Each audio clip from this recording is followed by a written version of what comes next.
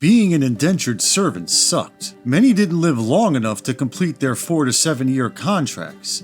Life expectancy in general wasn't great in Jamestown. Malnutrition, disease, and Native American attacks made for short lives for people of all classes. Indentured servants had it worse, especially since they had to contend with the extra burdens of overwork and abuse. Tobacco farming is intense work. It needed to be planted, cultivated, harvested, and processed. Each farm was like a tobacco factory, or what they called at the time, a plantation. Work hours were tightly regulated. Indentured servants were policed at all hours of the day. Owners were quick to accuse them of laziness, theft, disrespect, drunkenness, violence, and a whole slew of crimes, real or imagined. Punishment came in the form of beatings and, more often than not, another few years tacked on to the contract. Courts were quick to side with plantation owners, since judges tended to be owners too. The first indentured servants rarely achieved their dream of becoming landowners in America, unless you consider being buried in an American grave owning land.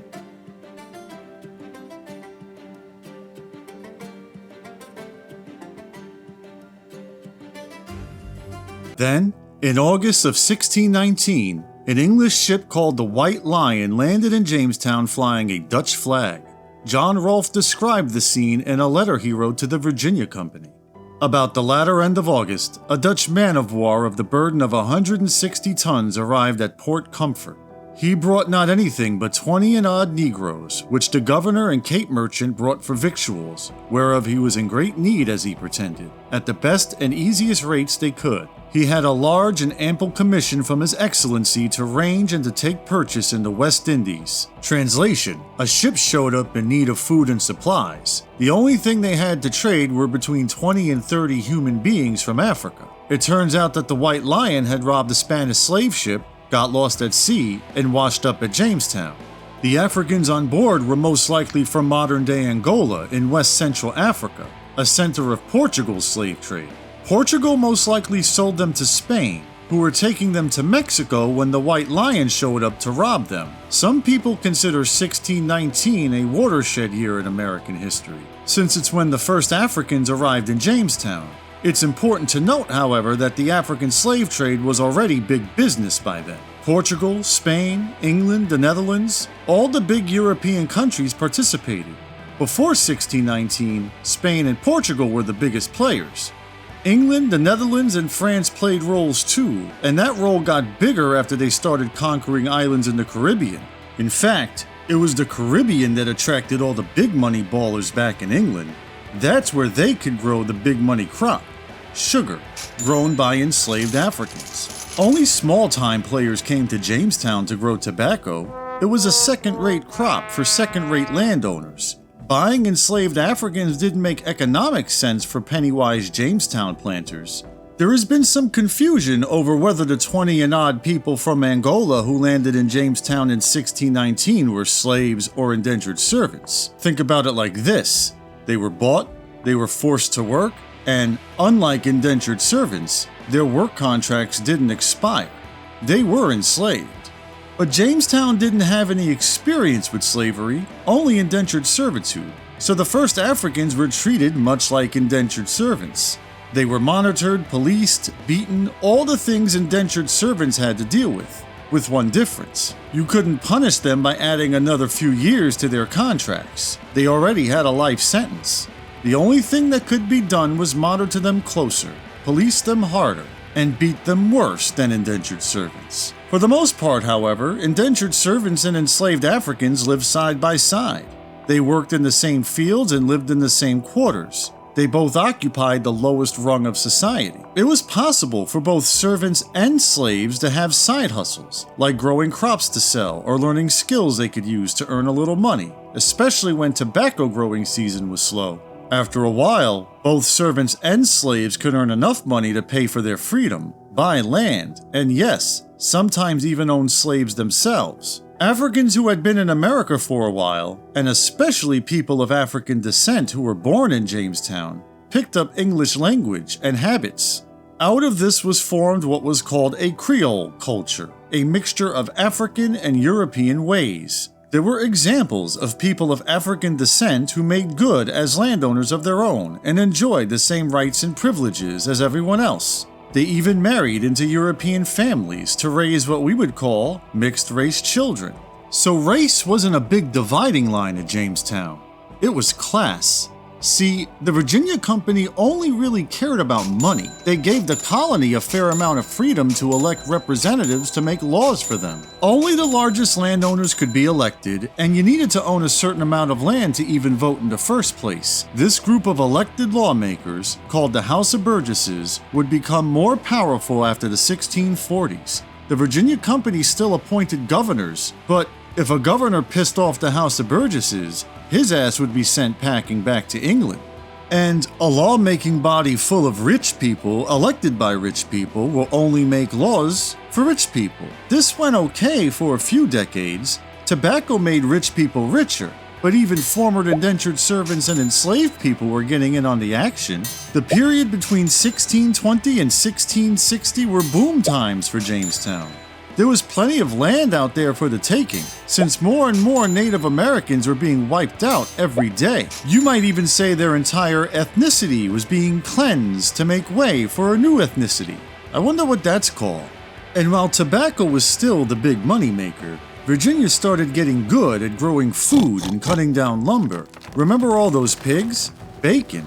No more eating parts of your loved ones to survive the winter. Unless you loved your pig. People started to not die of starvation or malnutrition like they used to. Indentured servants even started living long enough to get land. People were healthier. The population was getting bigger. They had so much food that they were able to sell some of it to Barbados, another British colony located in the Caribbean. Barbados was covered coast to coast with sugar plantations. They barely grew any food at all, so they bought what they needed from Virginia. In return, Barbados sent over more and more enslaved Africans. And Virginia was starting to get enslaved people straight from Africa too. But why? Wasn't slavery too expensive for most Virginia planters? The answer, quite simply, was not anymore. Not only did more Virginians have money to burn, but many saw buying enslaved human beings as an investment. Enslaved women had kids who would also be the property of the slave owner. Virginians saw the slave trade as a long-term investment. These human beings were their property, like cattle, which is why slavery where human beings are treated like property is called chattel slavery. And didn't all those fancy sugar planters have a lot of slaves? Virginians figured, I'm as good as they are. It was a status symbol. And as slavery grew, indentured servitude shrank.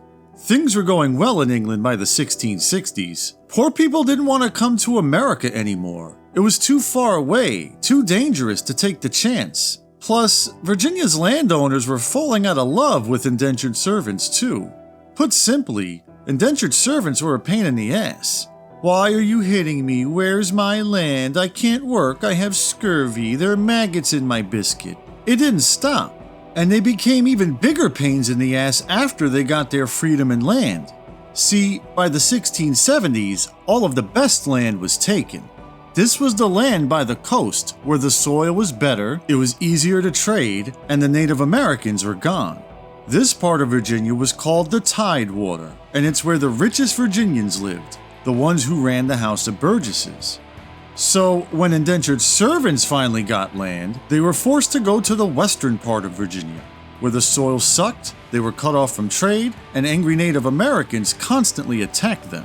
In 1676, the people out in West Virginia asked the governor, William Berkeley, to send an army out to protect them. Berkeley said no. Then they asked Berkeley if they could form an army of their own. Berkeley said no again. Berkeley was no fool.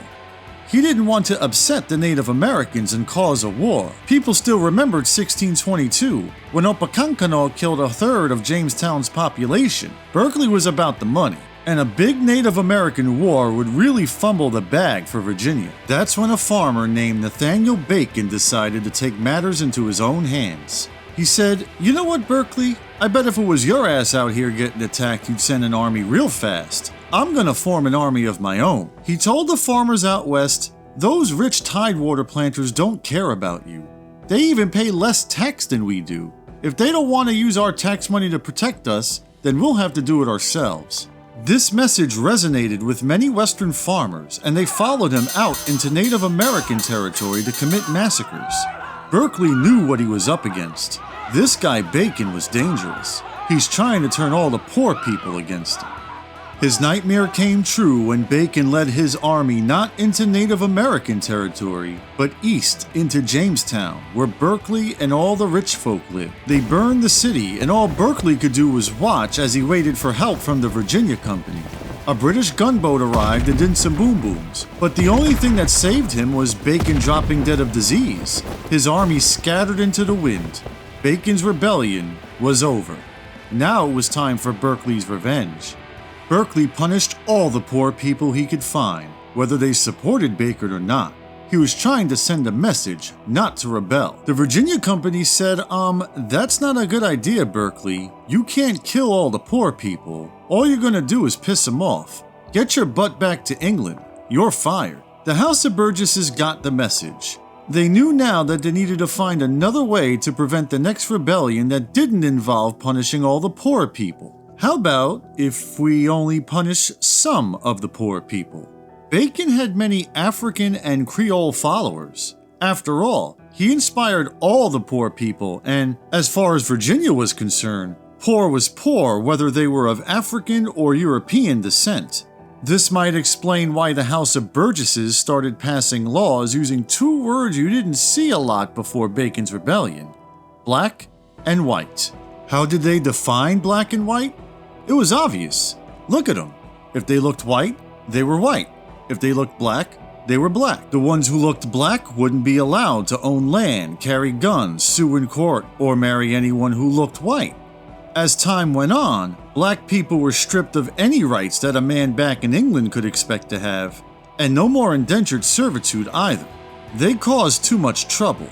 The workforce would be strictly enslaved black people. And thus was born what we would consider modern racism. Did you notice something?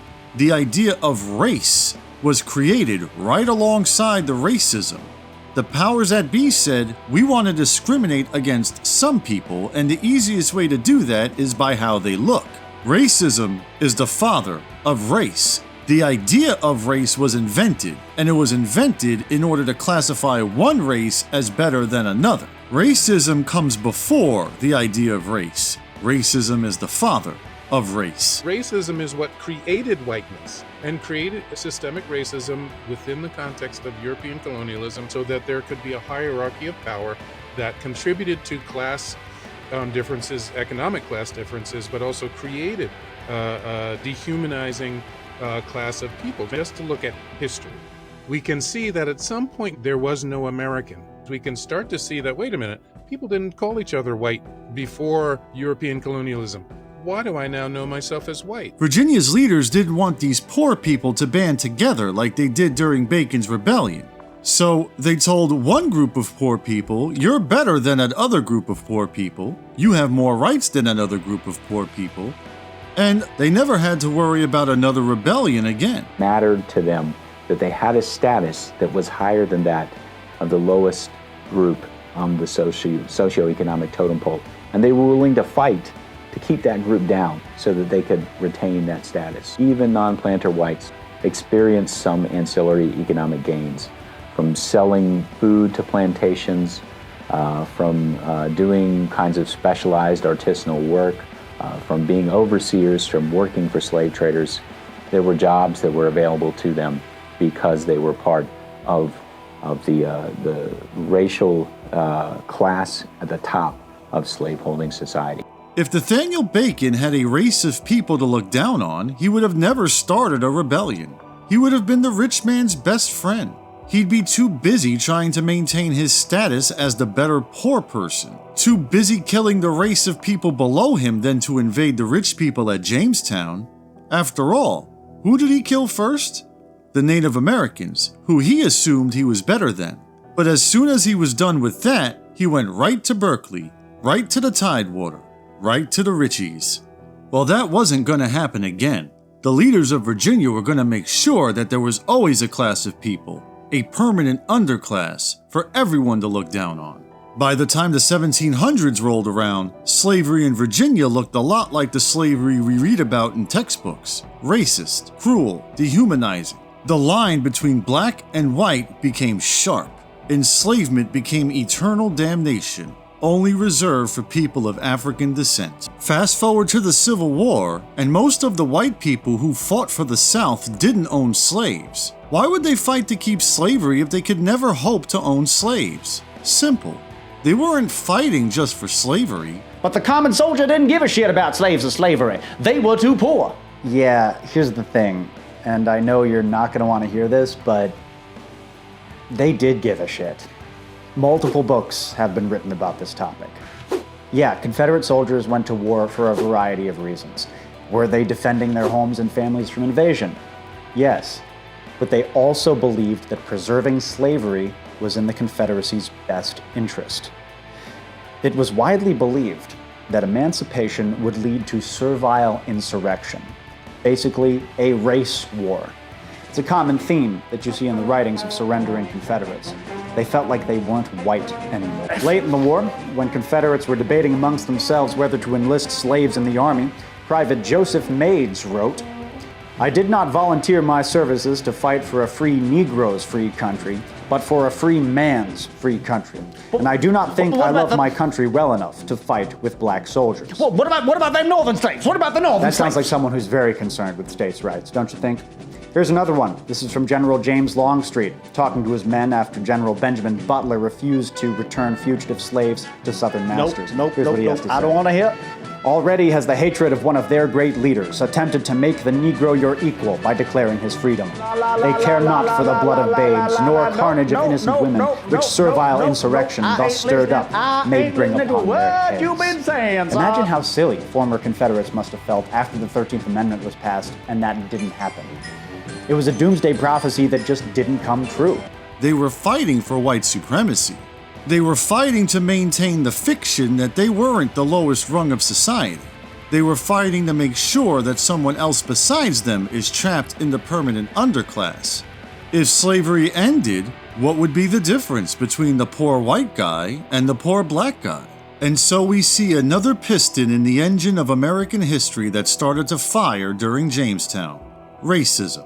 Yes, white people, I know you didn't enslave anyone, nor did your ancestors who arrived at Ellis Island way after slavery was abolished. That's irrelevant. We live in a country that consciously crafted the idea of white supremacy, the idea that the lowest white guy is better than the best black guy, so that poor people would be inoculated against class warfare. You think there's a direct effect from slavery to how black Americans are able to live today? No, I don't. They have a chance to learn. They live in the best country in the world.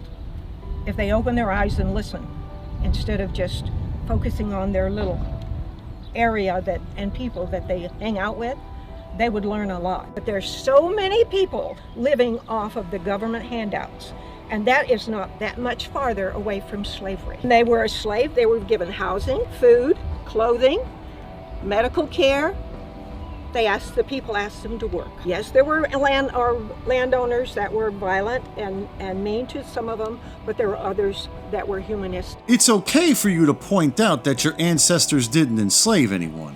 Tell me one person here who has in one generation been a slave to anybody. It's not okay for you to run interference for a white supremacist system by whitewashing history. You know, I'm sure it wasn't easy for those guys that died in the Revolutionary War. Nothing, but I think that they probably fought for. The least that you can do is show up and vote for people that have died. So no, I don't buy that. That to me is a joke. If you care about freedom, if you care about... Well, did they care about freedom? Absolutely, they died for it. They were slave owned. Oh my gosh. Remember when the white billionaire guy said that Obama wasn't a legitimate president because he wasn't born in America? It's not a birth certificate, Candy, and people are trying to figure out why isn't he giving his birth certificate. And she said, Kenya, he was born right here. And then they started screaming, no, you mean Hawaii, you mean Hawaii. He didn't have any proof that Obama wasn't born in America. That was just him saying, hey, Obama can't be president because he's black. The Harvard-educated lawyer can't be better than me, the rich boy who inherited daddy's money. Trump launched an entire political career on this. He built an entire movement around getting poor white people to feel comfortable with letting their racism flag fly. When Mexico sends its people, they're not sending their best. They're not sending you. They're not sending you. They're sending people that have lots of problems, and they're bringing those problems with us. They're bringing drugs, they're bringing crime, they're rapists, and some, I assume, are good people. Openly expressing their hatred for all the brown people they feel better than. People that are just as poor as them.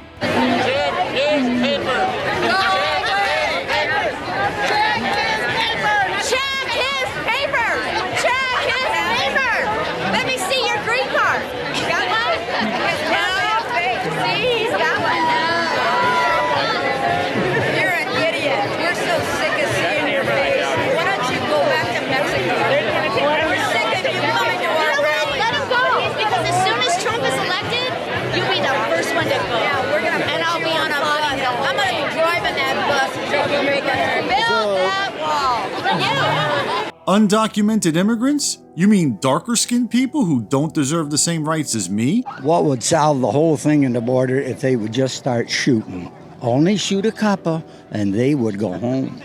You think deterrence would work? If they would shoot. DEI? You mean giving darker-skinned people a chance to get opportunities that I used to get as a mediocre white guy without earning it? She was only made vice president on the basis of race and sex. She is a DEI candidate. Free Palestine? You mean getting those light-skinned people to stop killing those brown-skinned people? You must really hate America. Whoa, whoa, whoa, absolutely not. I don't care. That does not give you the right to theft. That does not give you the right to theft. I got it. This is illegal. This is illegal.